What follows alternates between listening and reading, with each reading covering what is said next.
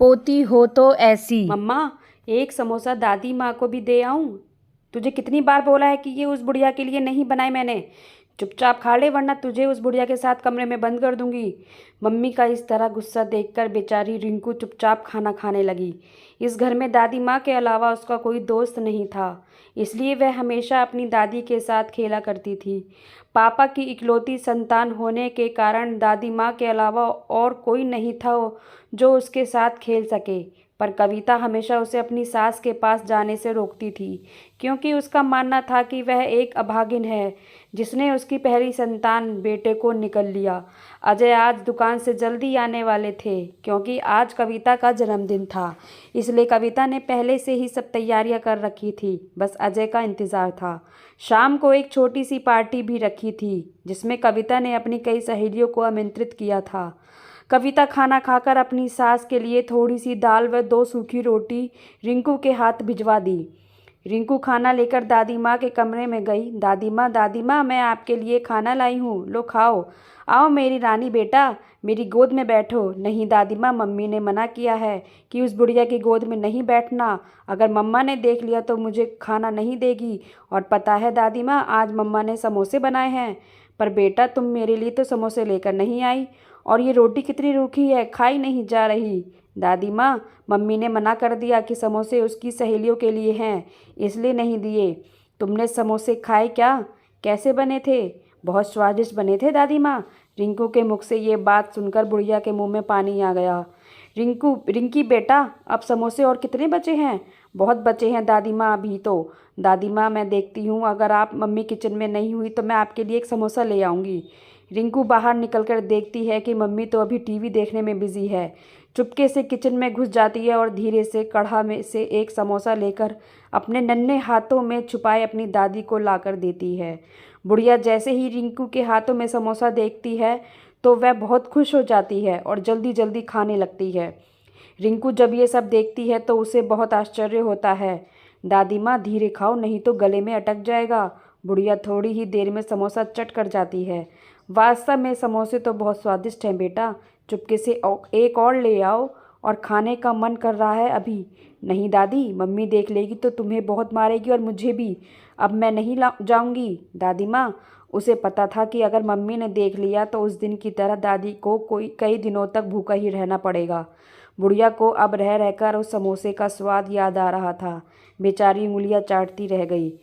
अब मैं जाती हूँ दादी माँ, नहीं तो मम्मा को पता चल जाएगा। अगर रात को समोसे और बचे तो मैं और ले आऊँगी। कविता टीवी देखते हुए, खाना खाया बुढ़िया ने? हाँ। मम्मी, खा लिया। मम्मा, पापा नहीं आए अभी तक? नहीं आए, पर आते ही होंगे। मम्मा, आपने मेरे लिए पापा से क्या मंगवाया? तुम्हारे लिए इस बार एक बड़ी सी गुड़िया मंगवाई है। और दादी माँ के लिए कुछ नहीं, वैसे भी क्या ज़रूरत है उस बुढ़िया के लिए इतने पैसे खर्च करने की। वो देखो, तुम्हारे पापा आ गए। पापा आ गए, पापा आ गए। अजय ने रिंकू को गोद में उठाते हुए, पता है हम तुम्हारे लिए क्या लेकर आए हैं? गुड़िया, ये देखो, बिल्कुल तुम्हारे जैसी सुंदर व तुम्हारी जितनी बड़ी। लाओ, मैं इसे दादी माँ को दिखा कर आती हूँ। दादी माँ, ये देखो, पापा हमारे लिए गुड़िया लेकर आए हैं। देखो कितनी सुंदर है। हाँ, ये तो वाकई में बहुत सुंदर है, बिल्कुल तुम्हारी तरह है। ये लो कविता, तुमने जो मंगवाया था ये सब है, देख लो। कहीं कोई सामान छूट तो नहीं गया? और इसमें 2 साड़ी हैं, एक तुम्हारे लिए व एक माँ के लिए। अजय, माँ को क्या ज़रूरत है साड़ी की? उनके पास तो पहले से ही बहुत है, इसलिए फालतू की वस्तुओं में मेरे पैसे बर्बाद मत करो। कविता, तुम्हें पता है आज हमारे पास जो कुछ है वह सब माँ का इकट्ठा किया हुआ है। पर हमारी भी एक लड़की है और हमें भी अपने भविष्य के लिए धन की आवश्यकता है। अगर हम यूँ पैसे खर्च करते तो कल को हमारे पास कुछ भी नहीं रहेगा। और वैसे भी उस बुढ़िया को तो कहीं जाना नहीं, पूरे दिन घर में ही रहना है। कविता, तुम्हें पता है तुम क्या बोल रही हो? वो मेरी माँ है, और अगर मानो तो तुम्हारी भी। वो मेरी माँ नहीं हो सकती, वह अभागिन मेरे बेटे को निगल गई। खबरदार कविता, अगर और एक शब्द मेरी माँ के विषय में बोला तो मुझसे बुरा कोई नहीं होगा। मेरा भी फैसला सुन लो अजय, तुम आज से इस घर में या तो वो बुढ़िया रहेगी या मैं। तुम जा सकते हो। मैं तुम्हारे लिए अपनी माँ को नहीं खो सकता। मैं भी नहीं रहना चाहती इस घर में। अब आओ रिंकू, चलते हैं। हम कभी वापस नहीं आएंगे अब इस घर में। नहीं मम्मा, मुझे नहीं जाना आपके साथ, मुझे दादी माँ के पास ही रहना है। तू भी उस बुढ़िया के साथ रहकर उसकी भाषा बोलने लगी तो ठीक है, जब शाम को मेरी याद आएगी तब देखना। मम्मा आप मत जाओ प्लीज़, मैं किसके साथ सोऊंगी फिर? अपने पापा के पास सोना, मैं जा रही हूँ अब। पापा रोको मम्मी को, नहीं तो वह चली जाएगी। नहीं बेटा, उसे जाने दो, और अगर चाहो तो तुम जा सकते हो। नहीं, मैं दादी माँ को छोड़कर कहीं नहीं जाऊँगी। कविता गुस्से से घर से निकल जाती है और अपने मायके चली जाती है। कविता को गए आज 2 दिन हो गए। दादी माँ को जब ये पता चला तो उन्होंने 2 दिन से खाना पीना भी छोड़ दिया। कविता हमेशा उसे बुरा भला कहती, यहाँ तक कि खाना भी ढंग से नहीं देती। फिर भी उसकी सास उसकी इतनी ज़्यादा फिक्र किया करती थी। उसे बहुत बुरा लगा और वह कविता के घर से जाने का सबसे बड़ा कारण अपने को मान रही थी। अजय भी कविता के जाने से बहुत दुखी था। समझ नहीं आ रहा था कि वह क्या करे।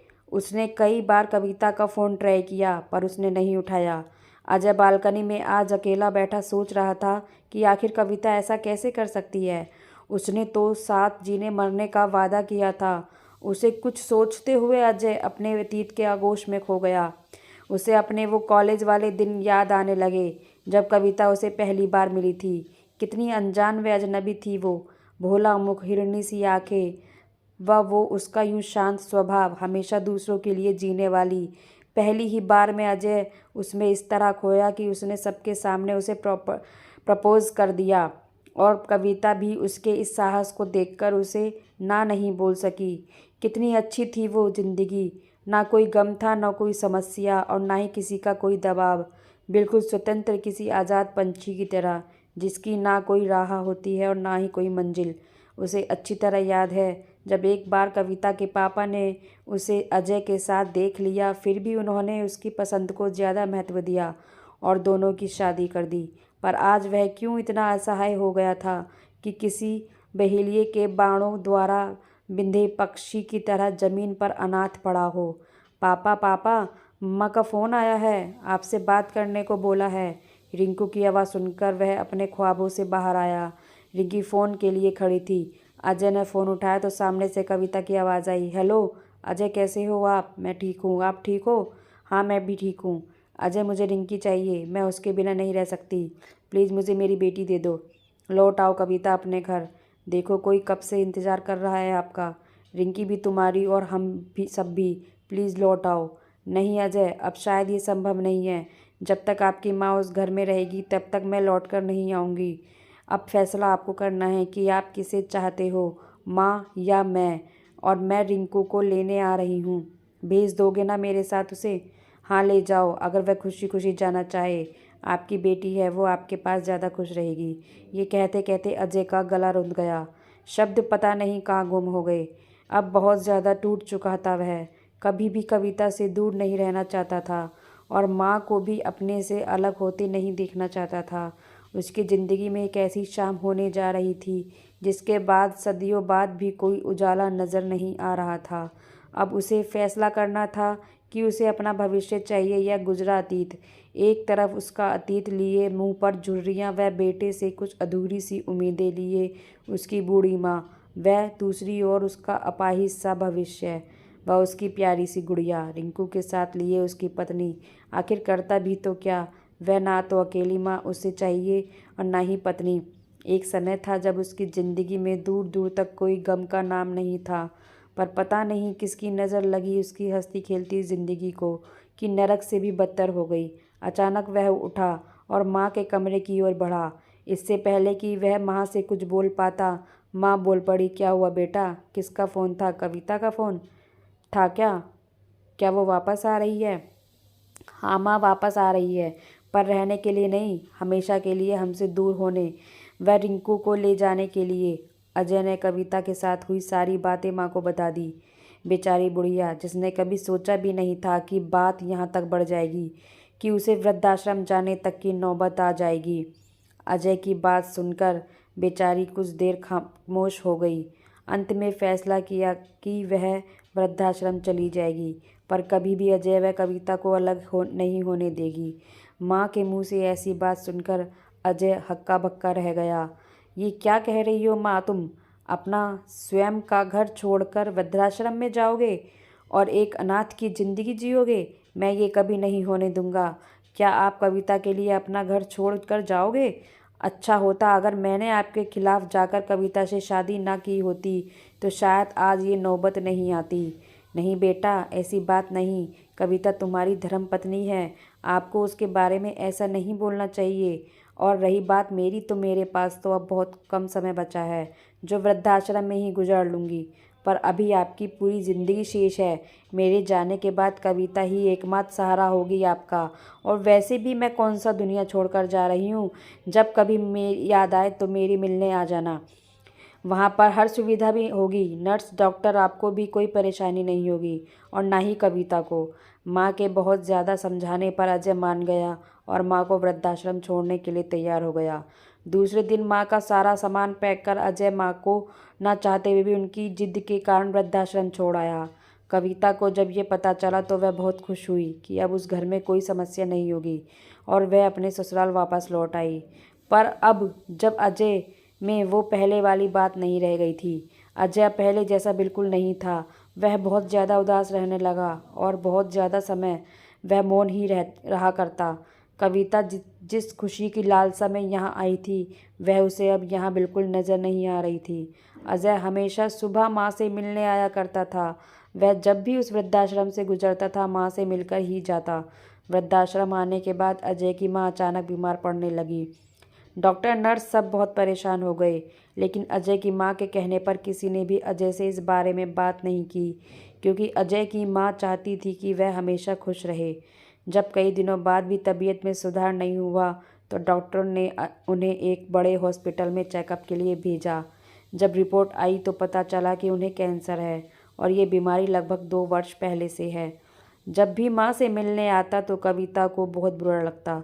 वह हमेशा उन्हें वहाँ जाने से रोका करती थी। वह कभी कभी रिंकू को भी साथ ले जाया करता था, जिससे कविता और भी ज़्यादा बिगड़ जाती। अब अजय भी काम के दबाव के कारण कई दिनों बाद ही वहाँ जाया करता, पर उसे यह पता नहीं था कि उन्हें कैंसर है। अब उनकी तबीयत और बिगड़ने लगी। एक बार अजय कहीं जा रहा था, इसलिए उसने सोचा कि माँ से मिलकर चलते हैं। पर जैसे ही वह अंदर गया तो उसे माँ कहीं भी नहीं दिखाई दी। जब आसपास पूछा तो पता चला कि उनकी तबीयत बहुत ख़राब है और वह अस्पताल में भर्ती हैं। जब वह हॉस्पिटल पहुंचा तो पाया कि माँ की तबीयत बहुत ज़्यादा ख़राब थी। दवा के नशे में अजय को भी नहीं पहचान रही थी। डॉक्टर ने बताया कि अब उनकी ज़िंदगी के बहुत कम दिन बचे हैं। डॉक्टर ने अजय को उसकी माँ की बीमारी के बारे में भी बता दिया। अचानक डॉक्टर के मुंह से ऐसी बात सुनकर जैसे उसे बहुत गहरा धक्का लगा। उसने कभी सोचा भी नहीं था कि ज़िंदगी में कभी ऐसा दिन भी आएगा जो उसे माँ से हमेशा के लिए अलग होना पड़ेगा। डॉक्टर अजय, पता है ये बहुत भयानक बीमारी है। अब तक इसका इलाज कुछ गिने चुने देश में ही होता है, जहाँ इलाज कराने के लिए बहुत ज़्यादा पैसे की आवश्यकता पड़ती है। पर अगर ये खुश रहे तो शायद कुछ ज़्यादा समय निकाल सकें, वरना अगर यही चिंता करती रही तो हम कुछ नहीं कर पाएंगे। डॉक्टर, इन्हें खुश रखने के लिए मुझे क्या करना चाहिए? अजय, आप इसे अपने पास घर ले जाओ। घर को छोड़कर ही इनकी तबीयत ज़्यादा डाउन हो गई। अगर आपके साथ रहेंगे तो आप इनकी दवा दारू भी अच्छे से कर सकते हैं, और अच्छे से देखभाल करने से इनकी ज़िंदगी कुछ आसान हो जाएगी, और आप इन्हें कल शाम तक घर ले जा सकते हैं। डॉक्टर से सलाह लेकर अजय घर की ओर चला। अब उसे एक ही इंसान दिखाई दे रहा था, वो थी कविता। उसे मनाना शायद उसके बस की बात नहीं थी। उसे अच्छी तरह पता था कि वह इसके लिए कभी नहीं मानेगी, पर अगर माँ को घर नहीं लाया गया तो बहुत बड़ी अनहोनी हो जाएगी। जब अजय घर पहुंचा तो रिंकी भागकर उसकी गोद में चढ़ गई। पापा, आज आप दादी के पास गए क्या? कैसी है वो? मेरी याद आती है उसे? हाँ बेटा, आपको बहुत याद कर रही थी, और कल हम उसे फिर से घर ले आएंगे। सच्ची? क्या पापा? हाँ सच्ची। अजय जब कविता के पास गया तो वह खाना बना रही थी। कैसी हो कविता? मैं ठीक हूँ। अजय, आप ठीक हो ना? नहीं कविता, मैं ठीक नहीं हूँ। पता है, आज मैं अम्मा से मिलकर आया हूँ। उनकी तबीयत बहुत ख़राब है, उन्हें कैंसर है। डॉक्टर ने बताया कि उनके पास 1-2 दिन का समय बचा है। डॉक्टर ने बताया कि अगर हम उन्हें घर ले आए तो उनकी बाकी बच्चे दिन आसान हो जाएंगे। कविता, अगर बुरा ना मानो तो क्या हम उन्हें घर ले आएँ? उनके पास बहुत कम समय बचा है। बस इस बार मान जाओ कविता, इसके बाद आप जो कहोगी मैं करूँगा, पर इस बार मेरी बात मान लो प्लीज़। चलो ठीक है अजय, अगर आप चाहते हो तो ले आओ, पर इसके बाद कभी मेरी कोई बात नहीं टालोगे। हाँ बिल्कुल कविता। कविता के मुख से ऐसी बात सुनकर अजय को बहुत ज़्यादा अचरज हुआ, पर खैर जो भी हो अच्छा ही होगा, ये सोचकर गॉड को धन्यवाद कहा। वह माँ को लाने के लिए सुबह का इंतज़ार करने लगा। सुबह जल्दी उठकर वह रिंकू को साथ लेकर माँ को लाने चला। आज वह बहुत खुश था, अपने सब दुख दर्द भूल गया था। वह तो ये भी भूल गया था कि जल्दी भी उसकी माँ उसे हमेशा के लिए अकेला छोड़कर अलविदा कह जाएगी। रिंकू को साथ लिए वह उस हॉस्पिटल पहुंचा, पर जैसे ही वह माँ के कमरे की तरफ बढ़ा उसके होश उड़ गए। आंखों के आगे अंधेरा सा छा गया और आंखों में आंसुओं का समंदर उमड़ आया। उसकी माँ अब तक उनसे बहुत दूर जा चुकी थी, हमेशा के लिए उन्हें छोड़कर, प्यारी रिंकू को छोड़कर। आज कविता की भी समस्या हल हो चुकी थी, अब वह कभी भी अपना घर छोड़कर नहीं जाएगी। डॉक्टर ने बताया कि रात को उनकी तबीयत बहुत ज़्यादा ख़राब हो गई और ज़ोरदार खांसी के साथ रक्तस्राव होने लगा और देखते ही देखते उनकी सांसें उखड़ गई। दोस्तों आपको कहानी कैसी लगी कमेंट करके ज़रूर बताइएगा। कहानी को पसंद आई तो वीडियो को लाइक शेयर करने और चैनल को सब्सक्राइब जरूर करें। वीडियो को पूरा देखने के लिए बहुत बहुत धन्यवाद।